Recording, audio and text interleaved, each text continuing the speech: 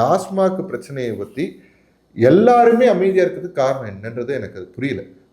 மீடியாவும் தான் கேட்குறாங்க, மீடியா சேர்த்து தான். அவங்க வந்து கோர்ட்டுக்கு போயிட்டாங்க, கோர்ட்டு துப்பிடுச்சு, இந்த கதெல்லாம் விடுங்க. அங்கே ஊழல் நடந்திருக்கா இல்லையான்றது தான் கேள்வி. இல்லைங்களா? நீங்கள் வந்து அதில் 2 விதம். பாட்டிலுக்கு 10 ரூபா பண்ணுறது மட்டும்தான் ஊழல்னா, இன்னைக்கு எதிர்க்கட்சி தலைவர் என்ன சொல்கிறாரு, ஒரு நாளைக்கு 1 கோடி பாட்டில் விற்குதுன்றாரு. ஓகேங்களா? அப்போ அது 10 கோடி ரூபா வச்சு அவர் ஆக்சுவலாக 1.5 கோடின்றாரு, 15 கோடி கிட்ட வருது. ஒரு மாதம் 450 கோடி. எல்லா ஆட்சியிலும் தான் இருக்குது. அதிமுக வந்தாலே அதே ஊழல் தான் நடக்குது.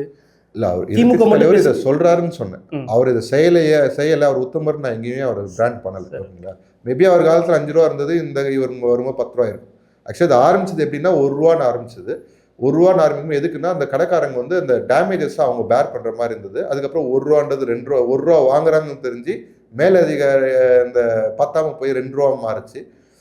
அதுக்கப்புறம் மேலதிகாரிகள் வரும்போது சரி கொஞ்சம் எக்ஸ்ட்ரா வாங்கிக்கோ, எனக்கு கட்டிங் கொடுத்துருன்றது. அப்புறம் லோக்கல் போலீஸ்காரங்க அடியாளுங்க இவங்கெல்லாம் கொடுக்குன்னா 5 ரூபா மாறிச்சு. இப்போ அரசாங்கம் மாறினதுக்கப்புறம் என்னாச்சு, 5 ரூபா வாங்குறேன் நீ, சரி கூட ஒரு 10 ரூபாயை வாங்கி 5 ரூபா சேர்த்து வாங்கிட்டு 5 ரூபா எனக்கு கொடுத்து நீ 5 ரூபாய் நீங்கள் பிரிச்சுக்கோங்க அப்படின்ற மாதிரி அது போயிட்டு இருக்குதா வந்து டாஸ்மாக் ஊழியர்கள் சொன்ன விஷயம். இதை நானா எங்கேயும் யோசிச்சு சொல்லலை. இப்போ பாயிண்ட் என்னன்னா, இது மட்டும்தான் ஊழல்னு கேட்டால் அதான் இல்லை. இதுக்கு பின்னாடி ஒரு பெரிய ஊழல் இருக்குது.